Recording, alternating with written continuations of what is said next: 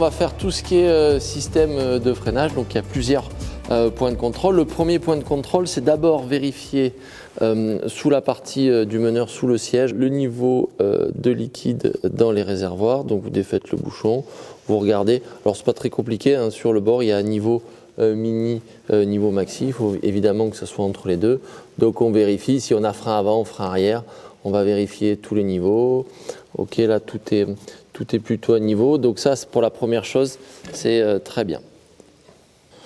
Donc après avoir vérifié les niveaux, je vais vérifier la qualité des plaquettes pour savoir s'il y a toujours de la garniture dessus, pour pas que ça abîme le disque et qu'on puisse conserver une qualité de freinage. Je vais m'équiper de différents outils, de pince à bec, des chasse-goupilles, un marteau, une pince multiprise. Donc là, on va travailler sur le frein avant droit. Donc je vais venir enlever ici le petit clips pour pouvoir enlever la goupille et retirer les plaquettes. Donc je fais attention de ne pas perdre toutes ces pièces-là qui sont assez précieuses. Je vais venir avec un chasse-goupille pour retirer cette goupille-là. Voilà, taper doucement avec un marteau. Hop, je retire ma goupille. Pareil, je le garde à côté du clips. J'enlève cette pièce-là qui permet de tout centrer. Et donc maintenant, je vais pouvoir venir retirer mes plaquettes pour voir si elles sont en bon état.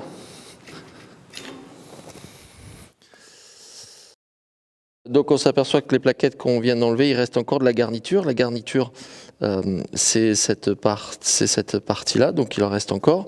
Si on le compare avec une plaquette qui est un peu plus usagée, on s'aperçoit que là, la garniture est bien moins importante. L'épaisseur commence à être trop faible. Quand on a des plaquettes avec peu de garniture comme ça, on va finir par altérer le disque. On voit déjà aussi que la garniture est fortement abîmée. Si on altère le disque, quand on va remettre des plaquettes neuves, ça va user prématurément les plaquettes et vous allez rentrer dans un système un peu compliqué et vous allez souvent remplacer vos plaquettes, donc bien les changer sans que ça abîme le disque.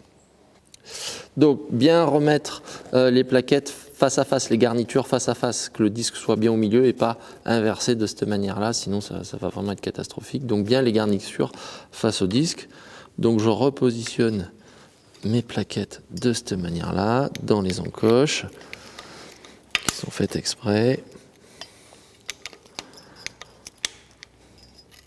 Voilà, extra. Super, celle-là je l'ai un peu trop redescendue. Hop, voilà. Ensuite, je viens mettre ma pièce qui va recentrer tout l'axe. Je viens reprendre mon axe là qui va être voilà extra pour centrer les plaquettes. Je le rentre. J'ai besoin d'un petit coup de marteau. Voilà, pour que ça aille bien au fond. Et je viens prendre ma goupille, voilà, pour recaler l'axe et que ça ne puisse pas partir. Donc maintenant, on va voir comment purger le circuit de freinage. Pourquoi il faut purger? Parce que des fois, quand on appuie sur la pédale, il faut appuyer 1, 2 ou 3 fois pour récupérer de la dureté et du freinage. Et ça veut dire qu'il y a de l'air dans le circuit de freinage. Alors déjà, il va falloir vérifier si toutes les connexions sont bien serrées, qu'il n'y ait pas de gouttes d'huile qui fuit, et après il va falloir retirer l'air du circuit de freinage. Donc on va se munir de plusieurs outils. Alors déjà une clé, alors du 10 ou du 11 pour défaire ici ce qu'on appelle la vis de purge, un petit tuyau et un récipient pour pouvoir récupérer l'huile de freinage. Pourquoi? Parce qu'il faut faire très attention, l'huile de freinage est un liquide corrosif. Ce qui veut dire qu'il va altérer et abîmer la peinture de votre voiture. Donc c'est pour ça qu'il faut essayer de récupérer le maximum d'huile pour pas qu'il y ait de gouttes qui tombent. Alors s'il y a une goutte qui tombe, on essuie avec un chiffon, mais pour protéger absolument la peinture.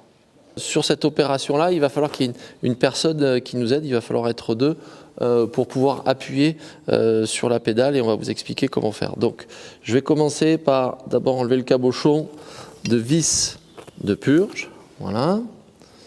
Je vais enlever le cabochon et je vais venir mettre mon tuyau, là comme ça, au-dessus. L'opération pas délicate, mais faut faire attention, et venir mettre comme ça mon tuyau dans le réservoir. Et je vais venir dévisser cette vis de purge, voilà, pour que le liquide puisse sortir. Hein, extra, parfait, impeccable. Donc là c'est dévissé. Et maintenant ce qu'on va faire, c'est que Joséphine va appuyer sur la pédale et on voit là le liquide qui monte. Vas-y Joséphine. Hop, et il va falloir pomper, on voit bien tout le liquide qui monte. Voilà, appuie, vas-y, pompe, pompe, pompe. Et on va bien vérifier qu'on va séparer de toutes les bulles d'air qu'il y a dans le tuyau. Le tuyau, il est transparent comme ça on peut voir si toutes les bulles sont parties. On voit bien qu'il n'y a plus de bulles d'air dans le tuyau, qu'il n'y a que de l'huile. Donc Joséphine pompe, voilà, et reste appuyé comme ça. Il faut rester appuyé pour ne pas laisser rentrer d'air. Évidemment, Joséphine reste appuyée et je vais pouvoir venir resserrer, hop, ma vis de purge pour éviter que quand j'enlève le tuyau, il y ait de l'air qui rentre. Et comme ça, on est sûr d'avoir bien purgé le liquide, c'est-à-dire bien du liquide dans le tuyau et plus de bulles. Et ensuite, je fais attention, je viens pincer là mon tuyau pour essayer de ne pas mettre d'huile de partout. Et je viens vider mon huile là à l'intérieur. J'hésite pas à prendre un papier absorbant pour tout nettoyer, vérifier qu'il n'y ait pas de gouttes qui soient sur la peinture, parce que comme je vous l'ai dit, c'était corrosif et ça risque d'abîmer votre peinture. Et je finis par remettre mon cabochon. Si je le fais d'un côté, là je l'ai fait sur la roue avant droite, je vais le faire aussi sur la roue avant gauche pour être sûr que toutes les bulles soient parties.